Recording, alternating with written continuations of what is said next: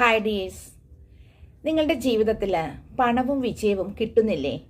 നിങ്ങൾ വളരെയധികം കഷ്ടപ്പെടുന്നുണ്ട്. രാവും പകലും ഇല്ലാതെ നിങ്ങൾ അധ്വാനിച്ചു കൊണ്ടിരിക്കുകയാണ്. വളരെയധികം ഹാർഡ് വർക്ക് ചെയ്യുന്നുണ്ട്.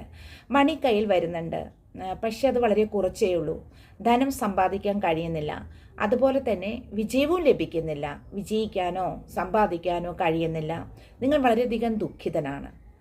ഇനി നമ്മൾ പറയുകയാണെങ്കിൽ ഒരു കഴുതയെപ്പോലെ പണിയെടുക്കുന്നു, മൃഗത്തെപ്പോലെ പണിയുന്നു, പക്ഷേ എനിക്കൊന്നും സമ്പാദിക്കാൻ കഴിയുന്നില്ല. എൻ്റെ കയ്യിൽ സമ്പാദ്യം നിൽക്കുന്നില്ല. എൻ്റെ ജീവിതം വലിയ പരാജയമാണ്.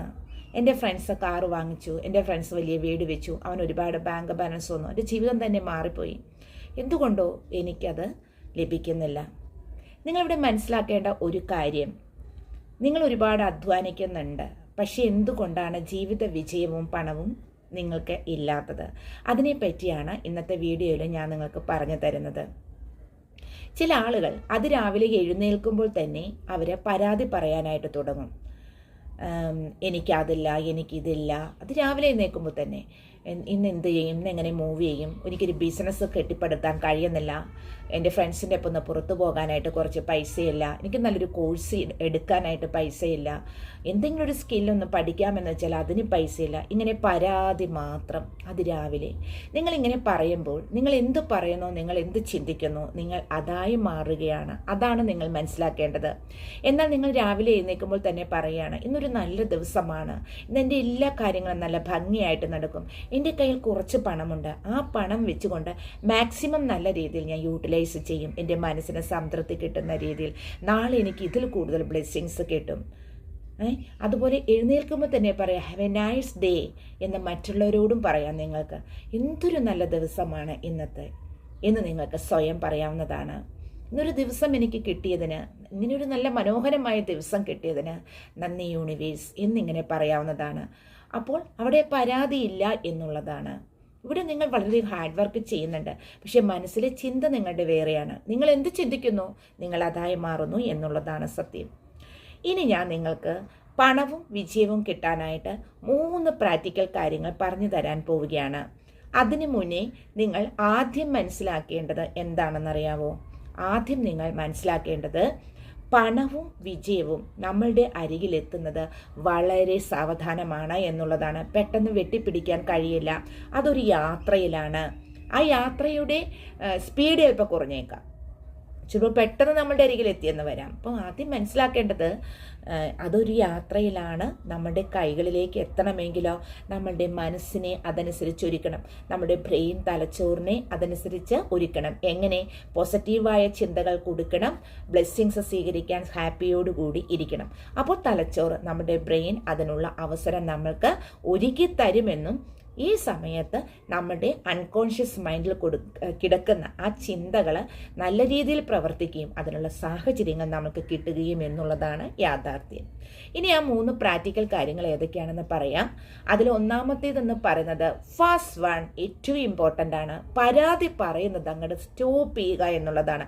എനിക്കതില്ല, എനിക്കിതില്ല, ഇങ്ങനെ പരാതി പറയരുത്, കരയരുത് എന്നുള്ളതാണ്. ഇല്ല എന്നുള്ള വാക്ക് നിങ്ങൾ എന്ത് ചെയ്യണം, നിങ്ങളുടെ ലൈഫിൽ നിന്ന് തന്നെ റിമൂവ് ചെയ്യുക എന്നുള്ളതാണ്.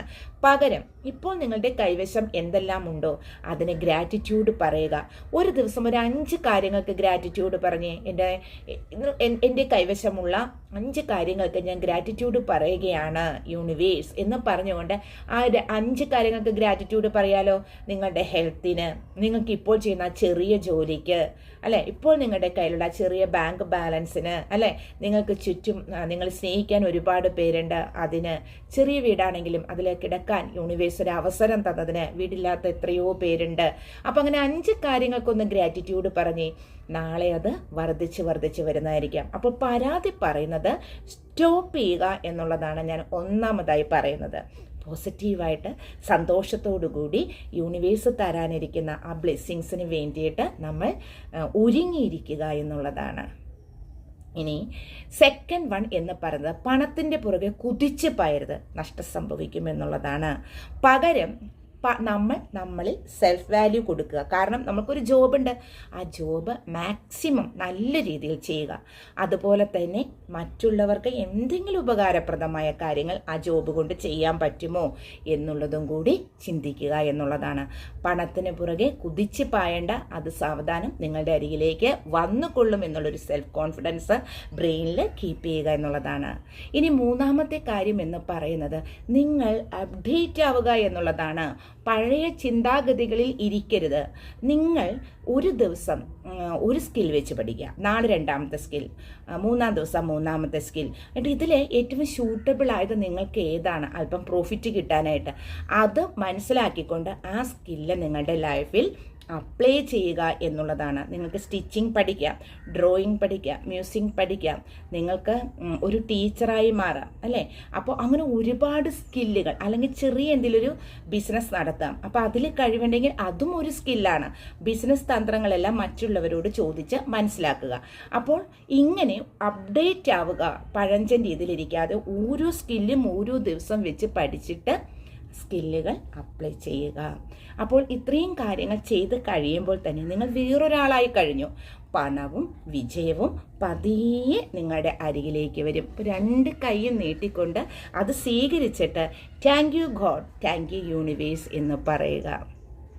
അപ്പോൾ എല്ലാവർക്കും ഒരിക്കൽ കൂടി ഞാൻ ആശംസകൾ നേരുകയാണ്.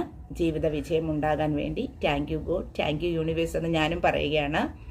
അപ്പോൾ അടുത്തൊരു വീഡിയോ ആയിട്ട് ഞാൻ വരുന്നതായിരിക്കാം. വീഡിയോ ഇഷ്ടപ്പെട്ടുവെങ്കിൽ കമൻറ്റ് ചെയ്യുക, ലൈക്ക് ചെയ്യുക, ഒന്ന് സബ്സ്ക്രൈബ് ചെയ്തേക്കണം കേട്ടോ. Thank you.